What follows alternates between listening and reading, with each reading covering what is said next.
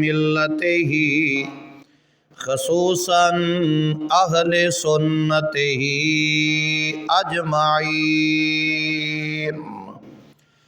اما بعد فاعوذ باللہ من الشیطان الرجیم بسم اللہ الرحمن الرحیم والذی جاء بالصدق وصدق به اولئک هم المتقون صدق اللہ العظیم وبلغنا رسولہ النبی الکریم الرؤوف الرحیم ان اللہ وملائکتہ یصلون علی النبی یا ایہا الذین آمنوا صلوا علیہ وسلموا تسلیما اللہم صلی علی محمد وعلی آل سیدنا ومولانا محمد وبارک وسلم صلوا علیہ صلاۃ وسلاما علیک یا سیدی یا رسول اللہ وعلی آلک وصحابک یا سیدی یا حبیب اللہ الصلاۃ والسلام علیک یا سیدی یا رحمت للعالمین وعلی آلک وصحابک یا خاتم النبیین۔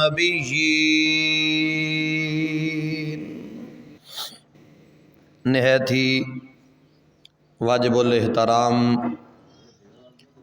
سامعین و حاضرین حضرات، اللہ تبارک و تعالی دی حمد و ثنا تو بعد لا تعداد مرتبہ درود و سلام دا نذرانہ بارگاہ سید عالم نور مجسم شافی روز جزا مالک ہرد و سرا آمنہ دلال مدینے دے تاجدار امت دے غمخار حضرت محمد مصطفیٰ صلی اللہ تعالی علیہ وآلہ وبارک وسلم دی بارگاہ بے کس پناہ دے اندر درود و سلام دا نذرانہ پیش کرن تو بعد دعا گوہاں خالق کائنات مالک ارض و سماوات تواڈی میری سب دی حاضری اپنی بارگاہ عالیہ دے اندر قبول و منظور فرمائے۔ اللہ تبارک و تعالی اپنے پیارے محبوب دے صدقے دے نال آپ تمام احباب دا تشریف لے آنا، فقیر حقیر دا حاضر خدمت ہونا اپنی بارگاہ دے اندر قبول فرما کے آپ سارے واسطے اج دی اس پاک بزم نو ذریعہ نجات بنا کے دارین دیاں سعادتاں نصیب فرمائے۔ محترم سامعین و حاضرین حضرات، یہ مہینہ سیدنا ابو بکر صدیق رضی اللہ تعالی عنہ آپ دے یوم وصال دا مہینہ ہے، اور اہل سنت و جماعت سنی حنفی بریلوی مسلک والیاں دا ایمان اور عقیدہ ہے کہ انبیاء کرام دی ذات تو بعد جڑی سب تو افضل تے اعلیٰ ہستی کائنات وچ موجود ہے، اس ہستی دا نام حضرت سیدنا ابو بکر صدیق رضی اللہ تعالی عنہ ہے۔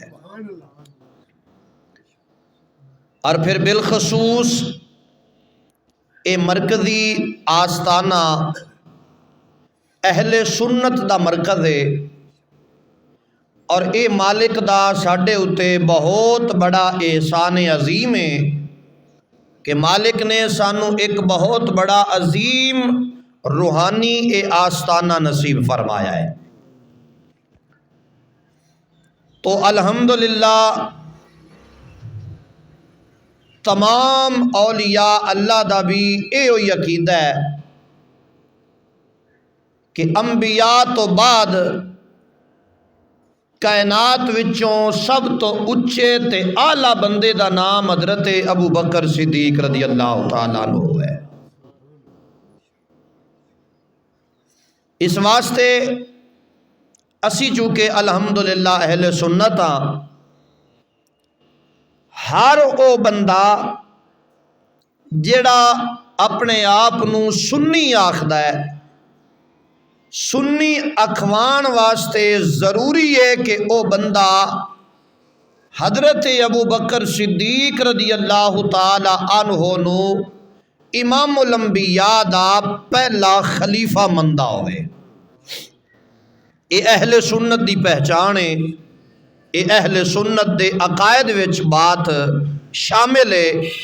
ایتھے اگر بندہ ڈاواں ڈول ہوئے تے او بندہ سنی نہیں ہو سکدا۔ سنی او بندہ ہے 11ویں والے پیر نو بھی بندہ مندہ ہوئے تے حضرت سیدنا ابو بکر صدیق پاک نو انبیاء تو بعد افضل نہ مندہ ہوئے، اے ہو سکدا نہیں۔ اور الحمدللہ ثم الحمدللہ اللہ رسول دے فضل و کرم نال مالک نے اہل سنت نو اے اعزاز عطا فرمایا ہے کہ اسی حضرت سیدنا ابو بکر صدیق رضی اللہ تعالی عنہ نو قرآن دے وچوں اول مننیاں انبیاء تو بعد۔ اے قرآن سانو دسے ہے، اے مدینے والے محمد مصطفیٰ دے فرمان سانو دسے ہے۔ مقام سیدنا ابو بکر صدیق رضی اللہ تعالی عنہ کی درجہ رکھدا ہے، کی مقام رکھدا ہے۔ اے قصے تے کہانیاں دی گلاں نہیں، اے زبان نبوت نے ارشاد فرمایا ہے مقام سیدنا ابو بکر صدیق۔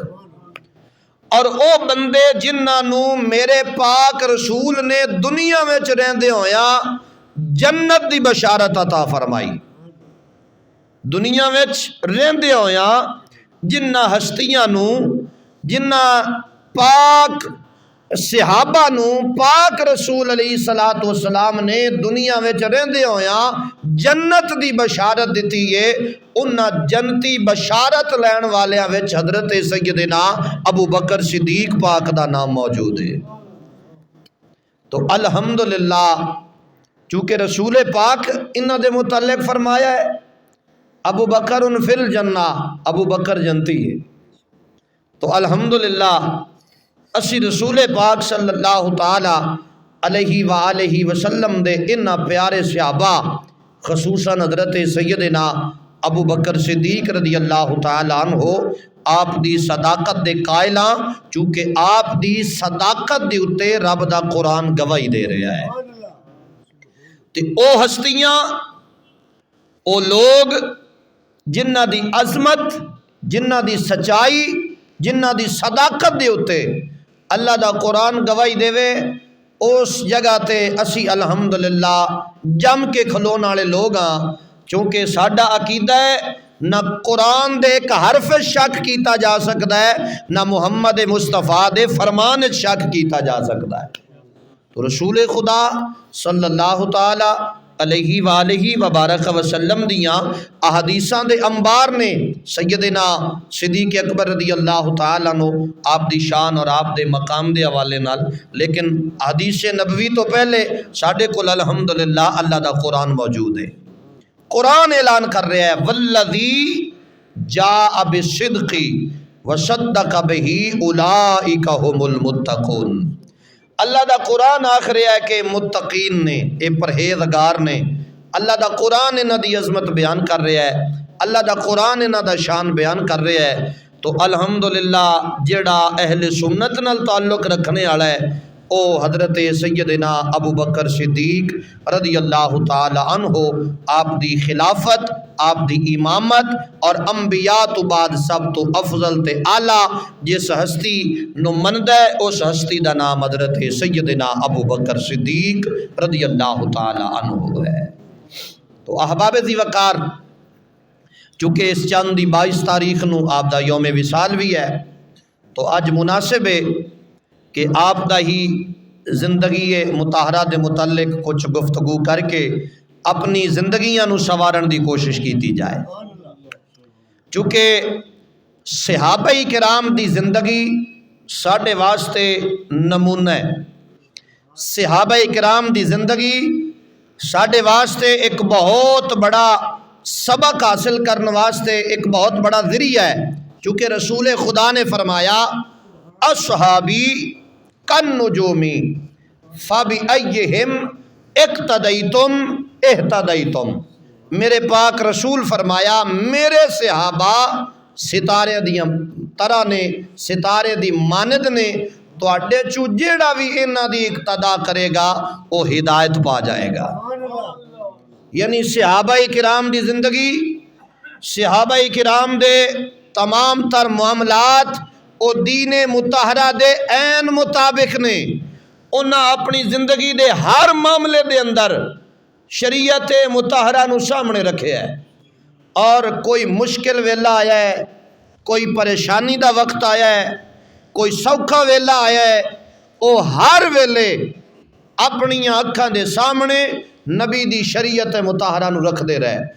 اسے وجہ تو ہی انہاں نو مالک نے کامیابیاں عطا فرمائیاں، ہر مشکل گھڑی دے اندر، ہر پریشانی دے عالم دے اندر انہاں صبر دا دامن پکڑیا، تے پھر صبر دا مالک نے اجر اے عطا کیتا کہ ہاتھ بلال تے جناب منڈیاں دے وچ وکن والا تے امیہ دا غلام بن کے مکے دے وچ رہن والا، پر جدوں چہرہ محمد مصطفیٰ ڈٹھے نا تے پھر مقام اے بھی ملیا، حضور نبی پاک دے قدمہ تو اپنا اے دل قربان کیتا، تے پھر سائیاں نے او مقام بھی عطا فرمایا۔ رسول خدا نے پھر ارشاد فرمایا بلال ہن کعبے دی چھت دی اتے چڑھ کے اذان پڑھ، میں کائنات والیاں نو دسنا چاہنا جڑا محمد عربی دے دین واسطے مارا کھاندا ہے مالک او دی کدی کانڈ نہیں لگن دیندا، مڑ کعبے دی چھت تے بھی انہاں نو چڑھا کے کھڑا کر دیتا جاتا ہے۔ تو حضرات صحابہ کرام نے بڑیاں کٹھن منزلاں طے کیتیاں نے، اور اے ہو جے معاملات کہ جتھے جان دین دی واری آئی تے جان دیتی، مال دین دی واری آئی تے مال دیتا، اولاد قربان کرن دی واری آئی تے اولاد قربان کیتی، ماں باپ قربان کرن دی واری آئی تے ماں باپ قربان کیتے۔ اور صحابہ کرام دائی اے فرمانے جدوں بھی حضور دی بارگاہ چ کوئی گل کرنی نا تے اینا لفظاں دے نال گل کرنی، فداک امی و ابی، سونیا ساڈی اماں تے ساڈا ابا تواڈے قدماں تو قربان۔ ہمیشہ اپنے آپ نو جھکا کے امام الانبیاء شب اسرا دے دولہ پاک دی پاک بارگاہ وچ اینا لفظاں دے نال عرض کرنا، فداک امی و ابی، سونیا ساڈی اماں بھی تواڈے قدماں تو فدا، ساڈا ابا بھی تواڈے قدماں تو فدا، یا رسول اللہ ساڈا تن من دھن تواڈے قدماں تو قربان۔ ہمیشہ اس کیفیت نال، اس کنڈیشن نال آقا کریم علیہ السلام دی بارگاہ حریم ناز وچ گل کرنی، تے پھر مدینے دے تاجدار نے اتنا کرم کمایا، پھر اتنی مہربانی فرمائی، حضور نبی پاک علیہ السلام دے غلاموں، پھر حضرت ابو بکر صدیق رضی اللہ تعالی عنہ آپ نے پھر اے مقام حاصل ہویا، حضرت سیدنا فاروق اعظم رضی اللہ تعالی عنہ آپ نے پھر مقام حاصل ہویا کہ جدو در رسول تے آ گئے تے پھر مالک نے تذکر قرآن فرما چھوڑے، فرمایا اے کوئی عام نہیں، اے میرے نبی دے یار ہیں، اے میرے نبی دے یار نے، اے میرے نبی دے بیلی نے۔ اس واسطے کسے بھی صحابی دے متعلق ذہن وچ بدگمانی آ گئی تے دائرہ اسلام تو بندہ خارج ہو جائے گا، اور خصوصاً سیدنا ابو بکر صدیق رضی اللہ تعالیٰ عنہ آپ خلیفہ تو بلا فاصل نے آپ نو خود رسول پاک نے اپنے مصلی تے کھڑا فرمایا ہے، اور حضور نبی پاک علیہ الصلوۃ والسلام اپنی ظاہری حیات مبارکہ دے اندر، اپنی موجودگی دے اندر، ظاہری وصال تو پہلے جس جنے نو اپنے مسلح تے کھلارن دی اجازت دیتی ہے اس بندے دا نام حضرت ابو بکر صدیق رضی اللہ تعالیٰ عنہ۔ اور موقع کیڑا ہے جی؟ سماعت فرماؤ نبی دی پہلی حدیث مبارکہ، تواڈے تے میرے لجپال پیغمبر امام الانبیاء شب یسرا دے دولہ پاک نے ایک نماز پڑھائی، روایات وچ ہے کہ اے نماز ظہر دا وقت آ، آپ نے نماز ادا فرمائی تے ایک صحابی حاضر ہو گیا، یا رسول اللہ او فلاں بندے جڑے نا جی انہاں دی آپس وچ لڑائی ہو پئی ہے، تسا تشریف لیاؤ تے انہاں دے وچ صلح کرواؤ۔ آمنہ دے لال مدینے دے تاجدار امت دے غمخار امام الانبیاء شب اسرا دے دولہ پاک نے حضرت سیدنا بلال حبشی پاک کو بلایا اور فرمایا میرے پاک پیغمبر نے، اے بلال میں فلاں جگہ تے جا رہے ہیں، اگر میں آ جاواں نماز تک تے ٹھیک ہے، اگر میں نہ آواں تے حضرت ابو بکر صدیق نو کہنا کہ وہ جماعت کروان گے۔ سبحان اللہ دا رائتے بڑھ دی ہو چی، یہ مقام ہے حضرت ابو بکر صدیق رضی اللہ تعالیٰ عنہ کا جو زبان محمد مصطفیٰ نے بیان فرمایا ہے۔ تو حضرت ابو بکر صدیق رضی اللہ تعالیٰ عنہ کا مقام و مرتبہ اور شان سننے والوں سنیے گا ذرا۔ امام الانبیاء تشریف لے گئے اور ڈیوٹی لگائی حضرت بلال پاک کی کہ آپ نے رسول خدا کا یہ فرمان حضرت ابو بکر صدیق کو بتانا ہے۔ اب نبی پاک علیہ الصلوۃ والسلام کے غلاموں، شمع رسالت کے پروانوں، امام الانبیاء تشریف لے گئے، آپ کو وہاں پر وقت لگ گیا، نماز عصر کی اذان ہو گئی اور جماعت کا ادھر ٹائم ہو گیا اور رسول خدا ابھی ادھر ہی ہیں۔ نبی پاک علیہ الصلوۃ والسلام کے غلاموں ادھر نماز کا وقت پورا ہوا تو حضرت بلال پاک نے عرض کی حضرت ابو بکر صدیق رضی اللہ تعالیٰ عنہ سے کہ سرکار علیہ الصلوۃ والسلام کا یہ فرمان ہے، حضور نے یہ ارشاد فرمایا تھا، لہذا آپ مصلی امامت پر تشریف لائیں اور نماز پڑھائیں۔ اس وقت نبی پاک کی مرکزی جامع مسجد، مسجد نبوی جسے کہا جاتا ہے، کئی ہزار صحابہ کا مجمع تھا اور تمام صحابہ کے جھرمٹ میں سے رسول خدا نے جس کا انتخاب کیا اس بندے کو حضرت ابو بکر صدیق کہا جاتا ہے۔ حضرت ابو بکر صدیق رضی اللہ تعالیٰ عنہ کا انتخاب کیوں کیا گیا؟ صحابہ تو اور بھی موجود تھے، حافظ قرآن اور بھی موجود تھے، شریعت مطہرہ کے مسائل کو جاننے والے اور بھی صحابہ موجود تھے۔ اب شریعت مطہرہ کا ایک اور مسئلہ بھی ہے، اگر 3 بندے جا رہے ہوں راستے میں ہوں تو شریعت کا مسئلہ ہے کہ ان میں سے جو زیادہ پڑھا لکھا بندہ ہو اور نماز کے مسائل کو زیادہ جاننے والا ہو وہ امامت کروائے۔ اگر 3 بندے جا رہے ہیں، سفر میں ہیں، کہیں بھی وہ جا رہے ہیں، راستے میں نماز کا ٹائم ہو گیا ہے تو وہ کیا کریں جی؟ حکم شرع ہے کہ ان میں سے جو زیادہ دین کے مسائل کو جاننے والا ہے وہ نماز پڑھائے۔ اب یہاں پر تو کیفیت یہ ہے کہ وہ ہستی بھی تشریف فرما ہے جس نے فرمایا سلونی، پوچھو مجھ سے زمین کی باتیں، پوچھو مجھ سے آسمان کی باتیں۔ ذرا غور کرنا، نبی پاک علیہ الصلوۃ والسلام کے صحابہ میں وہ جلیل القدر صحابہ بھی موجود ہیں جن کا فرمان ہے مجھ سے آسمان کی باتیں پوچھو تو بتاؤں گا، زمین کے اندر کی باتیں پوچھو تو بتاؤں گا، وہ صحابہ بھی موجود ہیں۔ اب میرے آقا علیہ الصلوۃ والسلام نے حضرت سیدنا ابو بکر صدیق رضی اللہ تعالیٰ عنہ آپ کا انتخاب کیا، کیوں کیا؟ بات کی سمجھ آ رہی ہے؟ حضرت سیدنا ابو بکر صدیق رضی اللہ تعالی عنہ کا انتخاب کر کے رسول خدا نے بتلا دیا ہے، محمد کی نبوت کی آنکھ دیکھ رہی ہے کہ میرے بعد نبی کوئی نہیں آنا، میرے بعد جو سب سے اونچا رتبہ ہے وہ حضرت سیدنا ابو بکر صدیق رضی اللہ تعالی عنہ کا مقام ہے۔ اس کا مطلب یہ نہیں ہے کہ دوسرے صحابہ اکرام کا کوئی مرتبہ نہیں ہے، لیکن ایک مقام ہے جو خاص ملا ہے حضرت ابو بکر صدیق کو۔ وہ کیا ہے؟ رسول پاک علیہ الصلوۃ والسلام کے ظاہری حیات مبارکہ میں رسول پاک کے بعد جس نے نماز کی امامت کروائی ہے وہ صرف حضرت ابو بکر صدیق پاک ہے۔ مسجد نبوی میں نماز جس نے پڑھائی ہے رسول پاک کے بعد وہ صرف حضرت ابو بکر صدیق پاک رضی اللہ تعالیٰ عنہ ہیں، اور آپ کا یہ اعزاز ہے کہ رسول خدا کے سب سے زیادہ قریب بیٹھنے والے بھی حضرت ابو بکر صدیق رضی اللہ تعالیٰ عنہ ہیں۔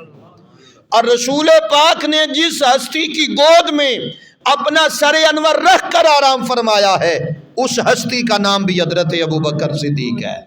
غار کا ماحول ہے اور کیفیت کیا ہے؟ سامنے دشمن کھڑا ہے، حضرت ابو بکر صدیق پاک ان کے قدم دیکھ رہے ہیں اور رسول پاک کی پاک بارگاہ میں عرض کرتے ہیں آقا یہ جتنے قریب کھڑے ہیں اگر انہوں نے تھوڑا سا جھک کے نیچے دیکھ لیا تو یہ تو ہمیں دیکھ لیں گے۔ رسول خدا نے فرمایا ابو بکر جھکنا ہی تو ان کے مقدر میں نہیں آیا۔ بولیے گا ذرا سبحان اللہ۔ حضرت ابو بکر صدیق پاک رضی اللہ تعالیٰ عنہ آپ نے عرض کی یا رسول اللہ میں دیکھ رہا ہوں وہ سامنے کھڑے ہیں، میں ان کے قدم دیکھ رہا ہوں، ان کے پاؤں مجھے نظر آ رہے ہیں۔ آقا آگے غار بند ہے، پیچھے ایک ہی دروازہ ہے جس پر وہ کھڑے ہیں، اگر وہ ادھر سے اندر داخل ہو گئے، جھک گئے، نیچے ہو گئے اور انہوں نے ہمیں دیکھ لیا تو کیا بنے گا؟ اب رسول پاک صلی اللہ تعالی علیہ وآلہ وسلم نے ارشاد فرمایا ابو بکر ذرا ادھر دیکھ۔ حضرت ابو بکر صدیق نے جدھر حضور نے اشارہ فرمایا تھا ادھر دیکھا تو پتہ ہے کیا نظر آیا؟ سامنے دریا چل رہا ہے، حالانکہ بظاہر وہاں پر کوئی دریا نہیں تھا، سامنے دریا چلتا ہوا آپ نے دیکھا۔ اور سرکار نے فرمایا ابو بکر وہ دیکھ دریا کے اندر ایک بیڑی بھی کھڑی ہے، اگر دشمن ادھر سے ادھر آئیں گے نا تو ہم ادھر سے بیڑی میں بیٹھ کر دریا پار کر جائیں گے، دشمن کو کبھی بھی یہ ہماری پہچان نہیں ہو سکے گی، دشمن کبھی بھی نہیں جھکے گا۔ تو حضرت ابو بکر صدیق واحد وہ بندے ہیں جنہوں نے غار میں یہ نظارہ بھی دیکھا ہوا ہے۔ تو حقیقت محمد مصطفیٰ کی اگر کسی نے جھلک دیکھی ہے نا اس دنیا میں ذات خدا کے بعد تو اس بندے کا نام بھی حضرت ابو بکر صدیق رضی اللہ تعالیٰ عنہ ہے۔ کیا مقام ہے جناب حضرت ابو بکر صدیق رضی اللہ تعالیٰ عنہ کا؟ قرآن کی روشنی میں قرآن کہتا ہے ابو بکر صدیق اکبر ہے، ابو بکر صدیق اکبر ہے، اور حضرت ابو بکر کا نام اصل جو ہے وہ عبداللہ ہے۔ ابو بکر مشہور ہے، نام آپ کا عبداللہ ہے، اور نبی پاک علیہ الصلوۃ والسلام نے آپ کو صدیق اکبر کہا ہے۔ اور یہ دوسرا مقام ہے، صدیق اکبر میرے نبی نے بعد میں کہا ہے۔ ابو بکر صدیق اکبر کو صدیق سب سے پہلے رب نے کہا ہے، رب کے قرآن نے کہا ہے۔ آج اگر قرآن کے ایک حرف کا انکار کیا جائے، ایک حرف کا، سارے قرآن کی بات نہیں کر رہا، صرف ایک حرف کا اگر انکار کر دیا جائے قرآن کے ایک حرف کا تو بندے کے دامن میں ایمان رہے گا؟ سارے بولو یار، بندے کے دامن میں ایمان نہیں رہے گا، چونکہ اس نے قرآن کا انکار کیا ہے۔ ایک حرف کا انکار قرآن کا انکار ہے، صرف ایک حرف کا انکار نہیں ہے، وہ ایک لفظ کا انکار کیا جائے تو بندہ دائرہ اسلام سے خارج ہو جاتا ہے۔ یہ اتنا نازک مرحلہ ہے، یہ قرآن کی بات ہے، اور میں اس کی بات کر رہا ہوں جنہوں نے میدان میں قرآن کو سنایا گیا ہے۔ ہاں جی، حضرت ابو بکر صدیق رضی اللہ تعالیٰ عنہ وہ ہیں جنہوں نے قرآن کو سنایا ہے۔ قرآن میں شک کرنے والا بندہ وہ ایمان سے ہاتھ دھو بیٹھتا ہے، تو جنہوں نے مشکل لمحات میں رب کا قرآن سنایا ہے ان کی عظمت و شان میں شک کرنے والا بندہ اس کی کیا کیفیت ہوگی، کیا کنڈیشن ہوگی، یہ آپ بخوبی پھر واقف ہیں۔ تو دوستان ذی وقار، کون ہے حضرت ابو بکر صدیق؟ ایک وقت ایسا بھی آیا نبی پاک کا خیمہ لگا ہوا ہے، کہاں لگا ہوا ہے جی؟ یہ گھر میں نہیں لگا ہوا، اور یہ ہے میدان جنگ کا میدان سجا ہوا ہے، اور امام الانبیاء کا خیمہ لگا ہوا ہے، صحابہ کرام اپنے اپنے خیمے میں ہیں، اور حضرت ابو بکر صدیق پاک کے ہاتھ میں تلوار ہے، ہاتھ میں آپ نے تلوار پکڑی ہوئی ہے، اور نبی پاک کے خیمے کے دروازے کے سامنے آپ کھڑے ہیں اور کیا کر رہے ہیں؟ اب پہرا دے رہے ہیں، اب پہرا دے رہے ہیں۔ مولا کائنات تشریف لے آتے ہیں، خیمے سے باہر تشریف لاتے ہیں اور فرماتے ہیں ابو بکر آپ کیوں کھڑے ہیں؟ تو کہا اندر میرے آقا آرام فرما رہے ہیں اور میں اس لیے کھڑا ہوں کہ اگر کوئی تیر آئے گا تو ابو بکر کے سینے پہ آئے، محمد عربی کے آرام میں خلل نہ آئے۔ تو حضرت علی المرتضی رضی اللہ تعالیٰ عنہ آپ کہنے لگے ابو بکر تلوار مجھے دے دیں، میں کھڑا ہوتا ہوں۔ تو آپ نے جواب میں کہا یا علی یہ میں نوکری کرنا چاہتا ہوں، میں محمد عربی پاک صلی اللہ تعالیٰ علیہ وآلہ وسلم کا ایک ادنا سا غلام ہوں، ایک نوکر ہوں، اور میں بتانا چاہتا ہوں کہ ابو بکر اس بندے کا نام ہے جو جان بھی محمد کے قدموں پہ قربان کرنے کے لیے تیار کھڑا ہوا ہے۔ تو دوستان ذوقار، حضرت ابو بکر صدیق کو صدیق اکبر گھر میں بیٹھ کر یہ لقب نہیں ملا، یہ عشق کی جو نماز ہے نا، یہ تیروں کے سائے میں جب پڑھی گئی تو پھر ابو بکر کو صدیق اکبر بنایا گیا۔ ہاں جی، پھر حضرت ابو بکر صدیق کو صدیق اکبر کا لقب عطا کیا گیا، اور وہ بھی رب کا قرآن بول پڑا۔ اتنا رب راضی ہے کہ ان کی شان میں اللہ کا قرآن آیا ہے۔ کیا رب کی رضا کا عالم ہے، کیا رب کی ربوبیت اور صفت رحمانیت کا عالم ہے کہ محمد مصطفیٰ صلی اللہ تعالی علیہ وسلم کے قدموں پہ قربان اور نچھاور ہونے والا ابو بکر صدیق اکبر بن گیا، اور صداقت کی گواہی قرآن نے بھی دے دی اور زبان نبوت نے بھی دے دی۔ تو جن کا مقام نبوت نے بیان فرمایا ہے وہاں پر چونکہ چنانچہ کی کوئی گنجائش نہیں ہے، بس قرآن نے صدیق کہا ہے، اہل سنت الحمدللہ ابو بکر کو صدیق اکبر کہتے ہیں، بس بات ہی ختم۔ تو نبی پاک علیہ الصلوۃ والسلام کے غلاموں، پھر ہر بندے کی اپنی اپنی خواہش ہوتی ہے۔ حضرت ابو بکر صدیق رضی اللہ تعالیٰ عنہ زندگی کی آپ نے بھی ایک خواہش کی، اور پھر ایک ہی آپ نے خواہش کی تھی، اس کے علاوہ اور کوئی خواہش نہیں تھی آپ کی۔ اور وہ خواہش کیا ہے کہ یا رسول اللہ، جیسے دنیا میں مجھے آپ کی رفاقت ملی ہے، آپ کا قرب ملا ہے، وصال کے بعد بھی اگر آپ کا قرب مل جائے نا تو میرے مقدر کی معراج ہو جائے گی۔ آپ احباب اس بات سے بخوبی واقف ہیں، ہمارے اس علاقے میں بھی یہ بات عام مشہور ہے کہ جہاں کی مٹی ہوتی ہے اسے وہیں پہ دفنایا جاتا ہے۔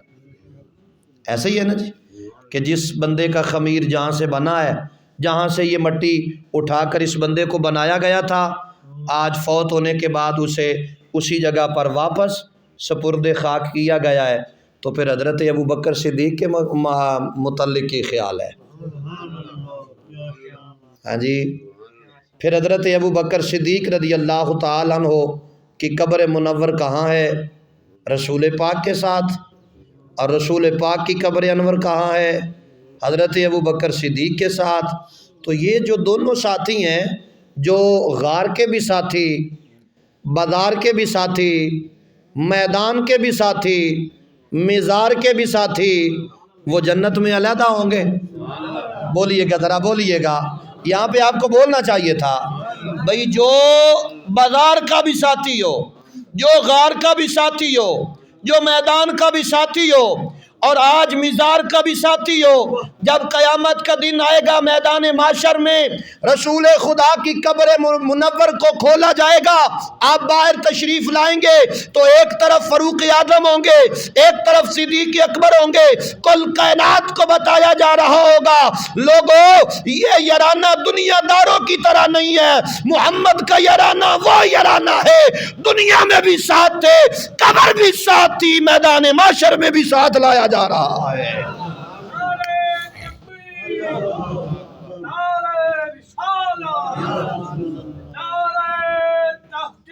حق چاہیے،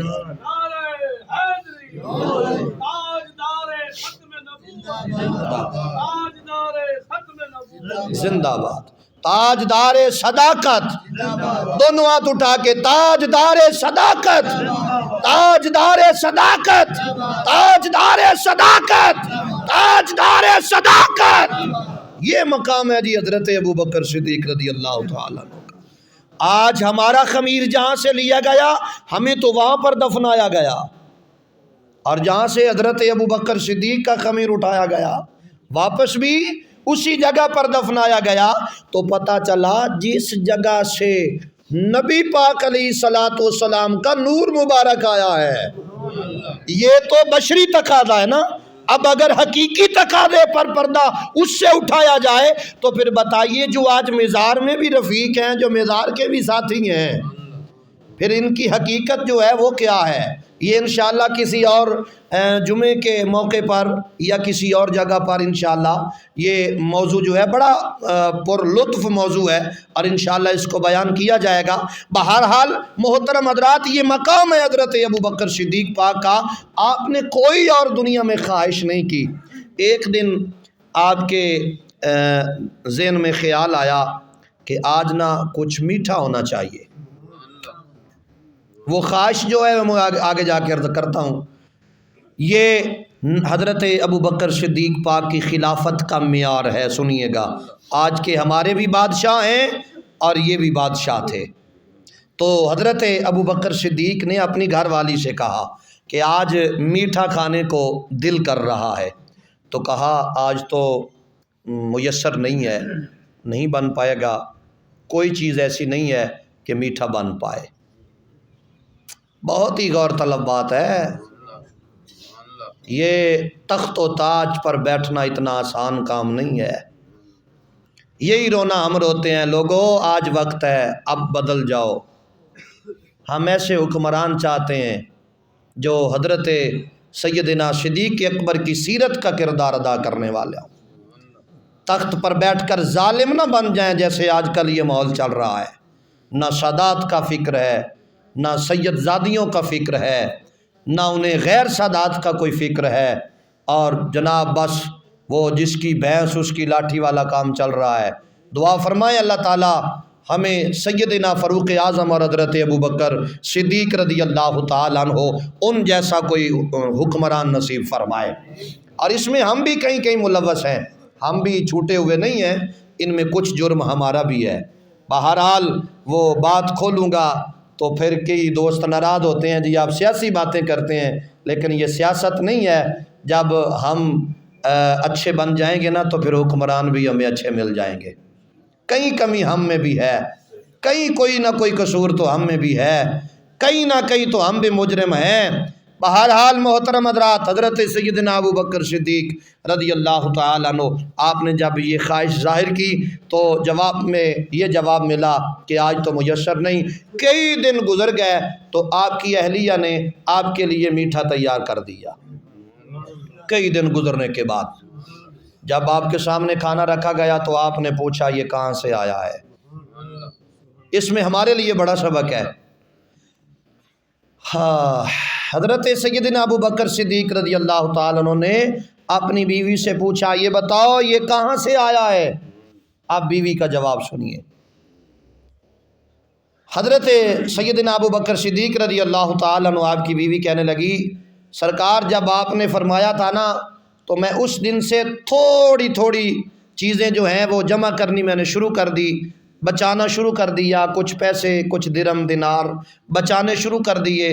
تو وہ بچاتی رہی، بچاتے بچاتے آج اتنا ہو گیا کہ میں نے آپ کے لیے یہ میٹھا تیار کر دیا ہے۔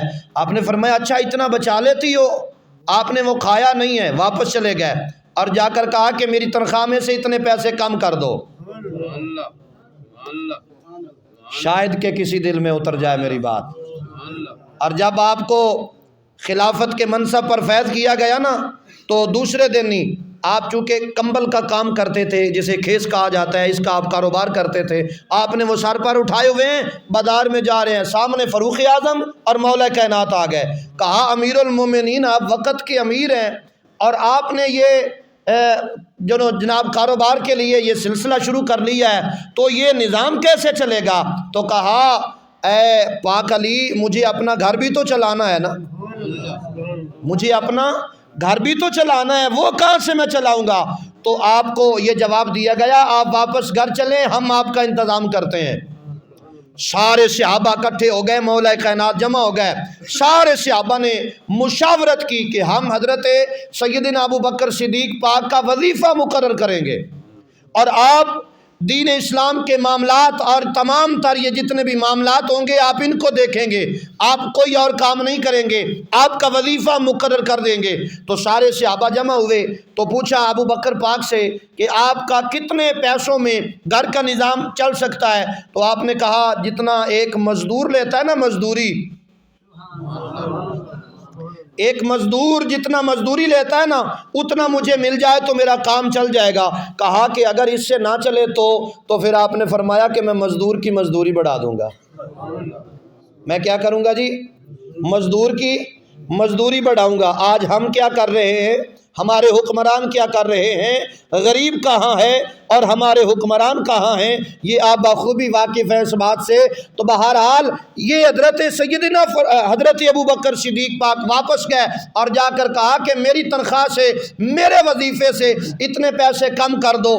آج ہمارے لیے بہت بڑا سبق ہے دوستان دی وقار، کس بندے کا نام ابو بکر صدیق ہے جس کے کردار میں رائی کے دانے کے برابر بھی شک نہیں کیا جا سکتا؟ اس پہلے خلیفے کا نام حضرت ابو بکر صدیق رضی اللہ تعالیٰ۔ اور آپ کی ایک ہی خواہش تھی، یا رسول اللہ جیسے دنیا میں آپ کی رفاقت ہے قبر میں بھی آپ کی رفاقت ہو جائے۔